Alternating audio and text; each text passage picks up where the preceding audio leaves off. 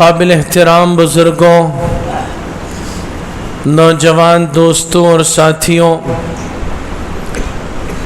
اللہ تبارک و تعالی کا ہم سے اور آپ سے جو مطالبہ ہے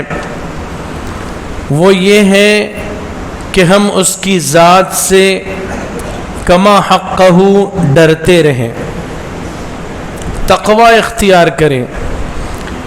پرہیزگاری کے ساتھ زندگی گزاریں، اور یہ تقوی اور پرہیزگاری کوئی وقتی اور عارضی چیز نہ ہو، بلکہ پوری زندگی تقوی اور پرہیزگاری کے ساتھ گزارنا ہے، یہاں تک کہ انسان موت کے آغوش میں پہنچ جائے۔ چنانچہ اللہ تبارک و تعالی کا ارشاد ہے، یا ایھا الذین آمنوا اتقوا اللہ حق تقاتہ، اے ایمان والو تم اللہ سے ڈرو جیسا کہ اس سے ڈرنے کا حق ہے، ولا تموتن الا وانتم مسلمون، اور تمہیں موت نہ آئے مگر اس حال میں کہ تم مسلمان ہو۔ اس آیت شریفہ کے اندر اللہ تبارک و تعالی سے کما حقہ ڈرنے اور تقوی اختیار کرنے کا حکم دیا گیا ہے، اور قرآن مجید میں ایک دوسرے مقام پر اللہ تبارک و تعالی نے یہ ارشاد فرمایا، واتقوا اللہ ما استطعتم، کہ تم اللہ کا تقوی اختیار کرو، پرہیزگاری اختیار کرو جتنا تم کر سکتے ہو، جتنی تمہارے اندر طاقت ہو، استطاعت ہو، اس حد تک تم تقوی اور پرہیزگاری اختیار کرتے رہو۔ ان دو آیتوں کے مفہوم اور ترجمے میں بظاہر ایک تضاد نظر آتا ہے کہ ایک جگہ تو کہا جا رہا ہے کہ کما حقہ اللہ سے ڈرو، اور دوسری جگہ کہا جا رہا ہے کہ جتنا تم ڈر سکتے ہو اتنا ڈرو، اپنی استطاعت اور طاقت کے مطابق۔ حضرات علماء کرام اور مفسرین کرام نے ان دونوں آیتوں کے درمیان تطبیق کرتے ہوئے یوں بیان فرمایا کہ جہاں اللہ تبارک و تعالی کا ارشاد ہے کہ تم اللہ سے کما حقہ ڈرو، اتنا ڈرو، اتنا تقوی اختیار کرو کہ اس کا حق ادا ہو جائے، اس کا تعلق ایمانیات اور عقائد سے ہے کہ ایمان اور عقیدے کے معاملے میں ذرہ برابر کوئی کمزوری یہ قابل قبول ہے نہیں، کوئی عذر ہے ہی نہیں کہ انسان ایمان اور عقیدے کے اعتبار سے کوئی کمزوری دکھائے اور ایمان اور عقیدے کے اعتبار سے وہ منحرف ہو جائے، سیدھے راستے کو چھوڑ دے اور کوئی مشرکانہ عقیدہ اختیار کر لے، کوئی مشرکانہ نظریہ اپنا لے، اس کی قطعاً کوئی گنجائش نہیں ہے، اس لیے کہ ایمان اور عقیدے کا معاملہ انسان کے دل سے ہے، دماغ سے ہے، اور اس کی اپنی سوچ اور فکر سے ہے، اور اس کے لیے انسان کو کوئی مشقت نہیں اٹھانی پڑتی ہے، اس کے لیے انسان کو کوئی محنت نہیں کرنی پڑتی ہے۔ ایک عقیدہ اور ایک فکر اور ایک یقین دل کے اندر پیدا کرنا ہے ان چیزوں سے متعلق جن کے بارے میں اللہ اور اس کے رسول نے ہمیں بتلایا ہے، یہاں تک کہ اگر وہ اس کا اظہار نہیں کر سکتا تو اظہار کرنے کا تعلق عمل سے ہے، اگر وہ اس کا اظہار نہیں کر سکتا، حالات ایسے سخت ہوں تو اظہار نہ کرنے اور اس ایمان اور عقیدے کو چھپا لینے کی تو گنجائش ہے، لیکن دل میں اس ایمان اور عقیدے کے لیے کوئی جگہ نہ ہو، اس کی تو کوئی گنجائش نہیں ہے۔ اس لیے جہاں معاملہ ایمان اور عقیدے کا ہو وہاں قطعاً کسی طرح کی کوئی کمپرمائز کی گنجائش نہیں ہے، اور انسان کو ان چیزوں پر مضبوطی کے ساتھ جمنا ہوگا جس کے بارے میں اللہ اور اس کے رسول صلی اللہ علیہ وسلم نے فرمایا کہ یہ ایمان اور عقیدے کا حصہ ہے۔ اور جہاں تک تعلق عمل کا ہے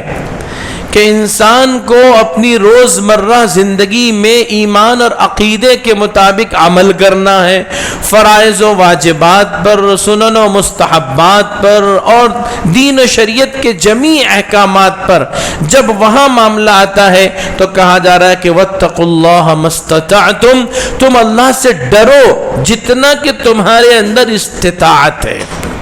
اب یہاں معاملہ استطاعت پر موقوف رکھا گیا ہے، یہی وجہ ہے کہ شریعت کے بہت سارے معاملات میں رخصت بھی ہے۔ آدمی اگر کھڑا ہو کر نماز نہیں پڑھ سکتا تو بیٹھ کر نماز پڑھنے کی رخصت ہے، اتنا بیمار ہے کہ بیٹھ کر بھی نہیں پڑھ سکتا ہے تو لیٹ کر نماز پڑھنے کی گنجائش موجود ہے۔ سفر میں روزے کو چھوڑ دینے کی اس کے لیے رخصت ہے کہ سفر میں مشقت ہوتی ہے، تکلیف ہوتی ہے، رمضان کے فرض روزے بھی وہ چھوڑ سکتا ہے اگر شرعی سفر میں ہے، اور بعد میں آ کر اس کو قضا کرنی لازمی ہوگی۔ تو مختلف احکامات سے متعلق رخصتیں موجود ہیں، گنجائش موجود ہے۔ یہی ہے کہ ان معاملات میں انسان کو اپنی استطاعت کے بقدر عمل کرنا ہے، لیکن استطاعت کے باوجود اگر وہ اس حکم کی بجاوری نہیں کر رہا ہے تو ظاہر ہے کہ اس پر پکڑ ہوگی، اس کی گرفت ہوگی۔ تو خلاصہ یہ کہ ایمان اور عقیدے کے معاملے میں تو انسان کو بہت زیادہ حساس ہونا چاہیے، اس لیے کہ اس میں کسی طرح کی کوئی گنجائش نہیں ہے، اور جہاں تک اعمال کا تعلق ہے تو اپنی پوری طاقت اور قوت صرف کر دینی چاہیے اللہ کے اور اس کے رسول صلی اللہ علیہ وسلم کے احکامات کی بجا آوری کے لیے۔ میرے بھائیوں اور بزرگوں، اسی چیز کی مشق کے لیے اہل ایمان کو اللہ کی اطاعت اور فرما برداری پر کھڑا کرنے کے لیے اللہ تبارک و تعالی نے متعدد مواقع عطا فرمائے ہیں، اور بطور خاص رمضان المبارک کا جو مہینہ ہوتا ہے یہ خاص ٹریننگ کا مہینہ ہے کہ جس کے ذریعے انسان کے اندر تقوی کی ایک ایسی کیفیت پیدا ہو جائے کہ ایمانیات اور عقائد کے معاملے میں تو وہ ذرہ برابر اپنے آپ کو پیچھے نہ لے اور کہیں کمزوری نہ دکھائے، اور جہاں تک کہ اعمال کا تعلق ہے تو اپنی پوری طاقت، توانائی اور قوت صرف کر کے اللہ اور اس کے رسول کی احکامات کی بجاوری کرتا رہے۔ یہ رمضان کا مہینہ اس کے لیے ٹریننگ کا مہینہ ہے، اور رمضان کے مبارک مہینے سے پہلے شعبان کا یہ مہینہ ہے، یہ دراصل رمضان کے استقبال کا مہینہ ہے۔ نبی اکرم صلی اللہ علیہ وسلم ماہ رمضان کا استقبال اس طرح فرمایا کرتے تھے کہ جیسے ہی رجب کا چاند نظر آ جاتا تھا تو آپ یہ دعا فرمایا کرتے تھے، اللہم بارک لنا فی رجب و شعبان وبلغنا رمضان، کہ اے اللہ ہمارے رجب اور شعبان کے مہینے میں برکت عطا فرما اور ہمیں رمضان تک پہنچا دیجیے۔ نبی اکرم صلی اللہ علیہ وسلم کی یہ خاص دعا ہے، اور اس میں امت کو یہ پیغام دیا گیا ہے کہ جب رمضان المبارک کے مہینہ قریب آ جائے تو اس وقت ہر صاحب ایمان کی یہ تمنا ہونی چاہیے کہ اللہ تعالی صحت اور سلامتی اور تندرستی اور عافیت کے ساتھ مجھے رمضان المبارک تک پہنچا دے، میری زندگی کو اتنی دراز کر دے، اتنی لمبی کر دے کہ اس سال کا رمضان المبارک مجھے دوبارہ مل جائے۔ تو کوئی تو چیز ہے رمضان کہ نبی اکرم صلی اللہ علیہ وسلم اس کے لیے صحت اور عافیت اور تندرستی اور زندگی اللہ سے مانگ رہے ہیں کہ رجب اور شعبان میں ایسی برکت ہو جائے کہ میں رمضان تک پہنچ جاؤں۔ امت کو بھی چاہیے کہ رجب اور شعبان کے مہینوں میں کثرت سے اس دعا کا اہتمام کریں کہ اللہم بارک لنا فی رجب و شعبان وبلغنا رمضان۔ یہ شعبان کا مہینہ ہے، رسول اللہ صلی اللہ علیہ وسلم نے ارشاد فرمایا کہ رمضان شہر اللہ و شعبان شہری، رمضان اللہ کا مہینہ ہے اور شعبان میرا مہینہ ہے۔ اپنی ذات کی طرف اس مہینے کی نسبت کر کے گویا اللہ کے رسول صلی اللہ علیہ وسلم نے اس مہینے کی اہمیت اور فضیلت کو بیان فرمایا کہ دیکھو یہ شعبان کا مہینہ بھی بہت ہی اہم مہینہ ہے، فضیلتوں اور برکتوں والا مہینہ ہے، اور اس مہینے کے اندر رسول اللہ صلی اللہ علیہ وسلم کا جو خاص الخاص عمل تھا وہ تھا کثرت سے روزہ رکھنا۔ شعبان کے مہینے میں کثرت سے نفل روزے رکھنا یہ اللہ کے رسول صلی اللہ علیہ وسلم کا خاص الخاص عمل تھا، یہاں تک کہ حضرات صحابہ کرام رضوان اللہ تعالی علیہم اجمعین بیان فرماتے ہیں کہ بسا اوقات اللہ کے رسول صلی اللہ علیہ وسلم پورے ماہ شعبان کا روزہ رکھتے۔ بعض ایسے سال بھی گزرے ہیں کہ آپ نے شعبان کے پورے 29 یا 30 دنوں کا روزہ رکھا، اور اس کے بعد پھر رمضان کا مہینہ آیا۔ ظاہر ہے کہ رمضان کے مہینے کے روزے تو فرض ہیں، اس طرح رسول اللہ صلی اللہ علیہ وسلم نے مسلسل 2 مہینوں تک کے روزہ رکھا ہے۔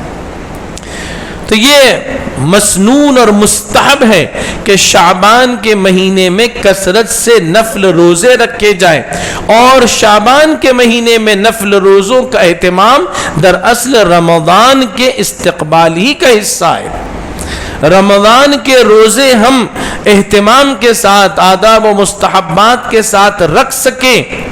اور ہماری اس سلسلے میں کافی مشق ہو چکی ہو، اس کے لیے شعبان میں کثرت سے روزے رکھنے کا حکم دیا گیا ہے۔ پھر دوسری اہم چیز جو اس ماہ مبارک سے متعلق ہے وہ نصف شعبان کی شب ہے اور نصف شعبان کے دن کا روزہ ہے، یعنی 15ویں شب کی عبادت اور 15ویں شب کا روزہ۔ احادیث نبویہ میں اس سلسلے میں روایتیں منقول ہیں جو نصف شعبان کی شب اور دن کی فضیلت کو بیان کرتی ہے، لیکن اس سلسلے میں علماء اور محدثین کا اس بات پر اتفاق بھی ہے کہ یہ جو احادیث ہیں یہ ضعیف حدیثیں ہیں، صحت کے بہت اونچے درجے پر نہیں پہنچی ہوئی ہیں، لیکن علماء اور محدثین کا یہ بھی مسلک ہے کہ کسی بھی چیز کی فضیلت کو ثابت کرنے کے لیے ضعیف احادیث کا ہونا بھی کافی ہے۔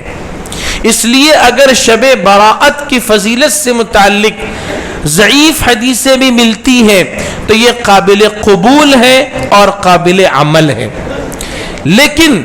اس سلسلے میں ہم کوئی سخت موقف نہیں اختیار کر سکتے، اور اگر کوئی اس شب کو عبادتوں میں نہیں گزارتا ہے تو ہم اس پر لعنت اور ملامت بھی نہیں کر سکتے۔ یہ اعتدال کی راہ ہے کہ اس کی فضیلت ثابت ہے، انسان کو صاحب ایمان کو چاہیے کہ کوئی ایسا موقع اپنے ہاتھ سے نہ گنوائے کہ جس میں وہ اللہ کی رحمتیں اور برکتوں کو سمیٹ سکتا ہو اور پھر نہ سمیٹے، تو اس کو اس موقع کو غنیمت سمجھنا چاہیے۔ لیکن اگر کوئی شخص اس میں عبادتوں کا اہتمام نہیں کرنے پاتا ہے تو یہ کوئی فرض اور واجب کے درجے کی چیز نہیں ہے کہ ہم اس کو اس پر مجبور کریں یا اس کو اس پر کا اہتمام نہ کرنے کی وجہ سے ہم اس کو لعنت ملامت کریں یا اس کو برا بلا کہیں۔ یہ اعتدال کی راہ ہے، یہ اعتدال کی راہ ہے۔ چنانچہ جو فضیلت منقول ہے اس کی وجہ سے اس رات کو شب براءت کہا جاتا ہے، ماہ شعبان کی 15ویں شب کو شب براءت کہا جاتا ہے۔ براءت کے معنی ہوتے ہیں توبہ، براءت کے معنی ہوتے ہیں گناہوں اور معصیتوں سے گویا بیزاری کا اظہار۔ تو اس موقع پر گویا ایک صاحب ایمان کا طرز عمل یہ ہونا چاہیے کہ وہ گناہوں اور معصیتوں سے اپنی براءت اور بیزاری کا اظہار کرے، وہ اللہ رب العزت کی بارگاہ میں سچی پکی توبہ کرے، اور توبہ کے لیے کوئی خاص وقت بھی مقرر نہیں ہے۔ انسان جب کوئی اللہ کی نافرمانی کرے، گناہ اور معصیت کا ارتکاب کر لے تو فوری طور پر گناہ سے توبہ کرنا واجب ہے، اس کو اپنے ذمے اس واجب کو معلق نہیں رہنے دینا چاہیے، اور پھر ایسے خاص مواقع یا خاص متبرک راتیں جب آتی ہے تو اس موقع پر خصوصی اہتمام کرنا چاہیے۔ تو ماہ شعبان کی 15ویں رات کو عبادتوں میں گزار دینا یہ مستحب ہے، اور اس میں آدمی نیکی کمانے کا اس کے لیے موقع ہے، کمائے، اس کے لیے جو ہے جدوجہد کرے، کوشش کرے، اور 15ویں شعبان کو جو دن ہے اس دن میں روزہ رکھ کے، کہ اللہ کے رسول صلی اللہ علیہ وسلم سے اس سلسلے میں یہ روایت منقول ہے کہ وہ ایک دن کا روزہ رکھنا 1 سال کے گناہوں کی معافی کا سبب اور ذریعہ بنتا ہے۔ لیکن یہ بات یاد رکھنی چاہیے کہ شب برات کی یہ شب یہ کوئی تہوار نہیں ہے، یہ مسلمانوں کا کوئی فیسٹیول نہیں ہے، کوئی جشن نہیں ہے کہ اس کو منایا جائے۔ شب برات کوئی منانے کی چیز نہیں ہے۔ شریعت مطہرہ میں 2 ہی تہوار ہیں، ایک عید الفطر ہے اور ایک عید الاضحیٰ ہے، اس کے علاوہ کوئی تیسرا تہوار نہیں ہے۔ افسوس کی بات یہ ہے کہ اس سلسلے میں مسلمانوں کے معاشرے کے اندر بہت ساری بیجا خرافات اور بیجا چیزیں داخل ہو گئی ہیں، رائج ہو گئی ہیں۔ انہی میں سے ایک یہ بھی ہے کہ شب برات کو تہوار سمجھا جاتا ہے، اس کے لیے جو ہے گھروں کو آراستہ کرنے، صاف صفائی کرنے، رنگ و روغن کرنے کی کوششیں کی جاتی ہیں۔ یہ اگر ایک فطری عمل ہو، رمضان کے استقبال میں ہو کہ میں رمضان میں روزے رکھ کر ہم نہیں کر سکیں گے، اگر اس طرح وہ کرتے ہیں تو اس میں کوئی حرج نہیں ہے۔ لیکن بعض حضرات اس حد تک کہ ان کے اندر یہ غلط تصورات پیدا ہو جاتے ہیں اور وہ یہ سمجھتے ہیں کہ ہمارے مرحومین کی روحیں شب برات میں ہمارے گھروں میں آتی ہے، اس لیے گھر کو پاک صاف رکھنا چاہیے اور اس کو جو ہے آراستہ کرنا چاہیے۔ ظاہر ہے کہ یہ بالکل جو ہے بالکل بے بنیاد چیز ہے، بے بنیاد عقیدہ ہے، اور اسی کو میں نے شروع میں کہا تھا کہ اس طرح بے بنیاد عقیدوں کی کوئی گنجائش نہیں ہے۔ وہاں تو تقوی اور پرہیزگاری اس حد تک کہ ہونی چاہیے کہ ذرہ برابر کوئی ایسا عقیدہ اور نظریہ جو اسلامی عقیدے اور نظریے کے خلاف ہو اس کو اپنانا، اس کی کوئی گنجائش نہیں ہے، یہ خلاف تقوی ہے۔ تو اس طرح کی کوئی چیز نہیں ہے، بالکل بے بنیاد عقیدہ ہے، لیکن ایک چیز رائج ہو گئی ہے اور دیکھا دیکھی لوگ کرنے لگے۔ تو اس سلسلے میں اپنی نیتوں کو، اپنے نظریوں کو صاف رکھنا چاہیے۔ ماہ شعبان کی اس 15ویں شب میں بہت زیادہ جس چیز کا اہتمام کیا جاتا ہے وہ قبرستان میں قبروں کی زیارت کا اہتمام کیا جاتا ہے، اور اس سلسلے میں اس حد تک مبالغہ کیا جاتا ہے کہ اس کو ضروری بھی سمجھ لیا جاتا ہے، اور جھنڈ کے جھنڈ بنا کر بہت اہتمام کے ساتھ لوگ اس کثرت سے قبرستان کی طرف رجوع کرتے ہیں کہ یہاں لا اینڈ آرڈر کا مسئلہ پیدا ہو جاتا ہے، اتنی بھیڑ بھاڑ، اتنے مسائل پیدا ہو جاتے ہیں۔ حالانکہ اس سلسلے کو بھی اچھی طرح سمجھ لینا چاہیے کہ رسول اللہ صلی اللہ علیہ وسلم کا کیا عمل تھا، اور اس شب میں قبرستان میں آپ کے جانے سے متعلق کیا جو حدیث منقول ہے اس کی تفصیل کیا ہے۔ اس کی تفصیل اس طرح ہے کہ حضرت عائشہ رضی اللہ عنہا فرماتی ہیں کہ ماہ شعبان کی 15ویں شب تھی، میں اپنے حجرے میں آرام کر رہی تھی اور رسول اللہ صلی اللہ علیہ وسلم کے ساتھ آرام کر رہی تھی، لیکن پھر درمیان شب میں جب اچانک میری آنکھ کھلی تو میں نے دیکھا کہ رسول اللہ صلی اللہ علیہ وسلم اپنے بستر پر موجود نہیں ہیں۔ تو حضرت عائشہ رضی اللہ عنہا کو یہ خیال پیدا ہوا کہ اللہ کے رسول صلی اللہ علیہ وسلم اچانک بغیر اطلاع دیے ہوئے کہاں چلے گئے، مجھے بتلایا تک نہیں۔ اور پھر ان کے دل میں خیال آیا کہ کہیں اللہ کے رسول صلی اللہ علیہ وسلم مجھے چھوڑ کر اپنی بعض دیگر ازواج مطہرات کے پاس تو نہیں چلے گئے۔ اس طرح کا خیال پیدا ہوا اور پھر حضرت عائشہ رضی اللہ عنہا سے رہا نہیں گیا، وہ حجرے مبارکہ کے باہر نکل آئی کہ اللہ کے رسول صلی اللہ علیہ وسلم کو تلاش کرے کہ آپ کہاں آخر چلے گئے۔ حضرت عائشہ رضی اللہ عنہا جب حجرے کے باہر تشریف لائی تو انہوں نے دیکھا کہ نبی اکرم صلی اللہ علیہ وسلم جنت البقیع سے واپس تشریف لا رہے ہیں. جنت البقیع جو مسلمانوں کا مدینہ منورہ کا قبرستان تھا، وہاں سے آپ باہر واپس تشریف لا رہے ہیں. حضرت عائشہ نے جیسے ہی دیکھا فوراً بھاگتی ہوئی پھر حجرے میں چلی گئی. اللہ کے رسول صلی اللہ علیہ وسلم بھی پھر حجرے شریفہ میں داخل ہوئے تو آپ نے محسوس کیا کہ حضرت عائشہ رضی اللہ عنہ کی سانس پھول رہی ہے کہ جیسے وہ کہیں سے دوڑ کر آئی ہوئی ہوں. تو آپ صلی اللہ علیہ وسلم نے پوچھا کہ عائشہ کیا معاملہ ہے؟ تو حضرت عائشہ رضی اللہ عنہ نے پوری بات بیان فرما دی، صاف صاف پوری بات بیان فرما دی کہ آپ کو غیر موجود پا کر میں فکر مند ہو گئی اور پھر میں نے آپ کو تلاش کرنا چاہا اور باہر نکل کر آپ کو دیکھا. جب دیکھا تو پھر فوراً میں دوڑ کر واپس آ گئی. اس لیے اس طرح کی کیفیت ہے. اللہ کے رسول صلی اللہ علیہ وسلم نے فرمایا کہ ہاں عائشہ، میں جنت البقیع میں مسلمانوں کے عام قبرستان میں گیا تھا مسلمانوں کے لیے دعائے مغفرت کے لیے، مسلمانوں کی دعائیں مغفرت کے لیے میں قبرستان گیا تھا. بس چونکہ حضرت عائشہ رضی اللہ عنہ فرماتی ہیں کہ وہ 15ویں شعبان کی شب تھی اور پھر آپ صلی اللہ علیہ وسلم وہاں گئے تھے، مسلمانوں کے لیے آپ نے دعائیں مغفرت کی تھی. اسی حدیث سے، اسی واقعے سے حضرات علماء نے اس کی گنجائش بیان فرمائی ہے اور اس کو مستحب قرار دیا ہے کہ نصف شعبان کی شب میں قبرستان پہنچ کر ایصال ثواب اور دعائیں مغفرت کی جا سکتی ہے. لیکن یہ بات بھی یاد رکھنا چاہیے کہ یہ کوئی ایسا عمل نہیں ہے کہ جس پر رسول اللہ صلی اللہ علیہ وسلم نے مداومت کی ہو، پابندی کے ساتھ آپ ہر سال جاتے رہے ہو. یہ پورا واقعہ بتلاتا ہے کہ ایک اچانک ایک ایسا معاملہ تھا کہ آپ صلی اللہ علیہ وسلم تشریف لے گئے. آپ صلی اللہ علیہ وسلم نے اس رات میں آرام بھی فرمایا. حضرت عائشہ فرماتی ہے ساتھ میں آرام کر رہے تھے.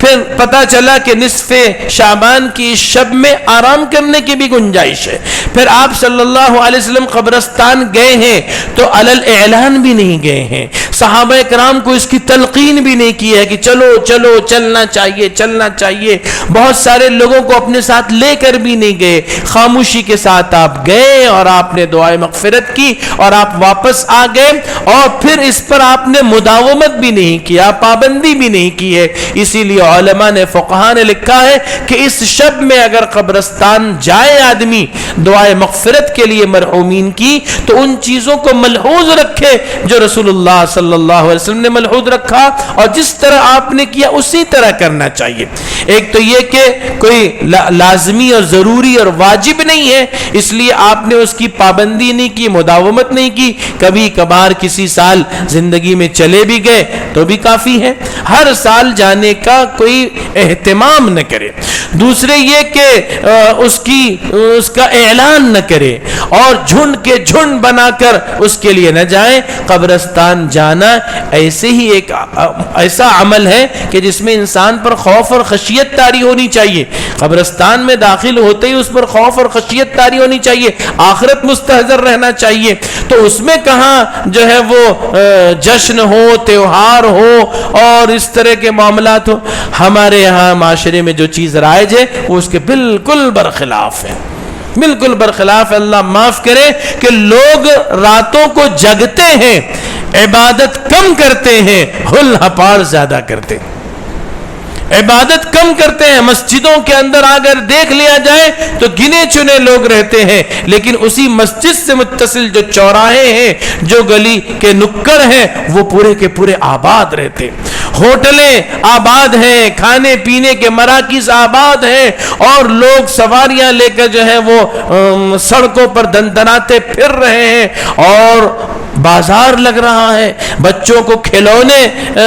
خرید کر دیے جا رہے ہیں. ان ساری چیزوں کا شب برات سے کیا تعلق؟ ان ساری چیزوں کا عبادت سے کیا تعلق؟ اب یہ سڑکوں پر دکانیں لگنا شروع ہو گئی اور پھر ہم اپنے بچوں کو لے جا کے خریدی کرانے لگ رہے ہیں. اس موقع پر بطور خاص خریدی کرانے کی کیا ضرورت ہے؟ یہ موقع اگر تھا تو یہ تو عبادت کے لیے تھا، اللہ کی بارگاہ میں یکسوئی سے توبہ کرنے کا تھا۔ اس کا جو ہے نئے کپڑے پہنانا، اچھے اچھے کپڑے پہنانا، اور پھر بچوں کو گھمانا، خریدی کروانا، کھلونے دلوانا، اور وہ کھلونے بھی آفت کے کھلونے،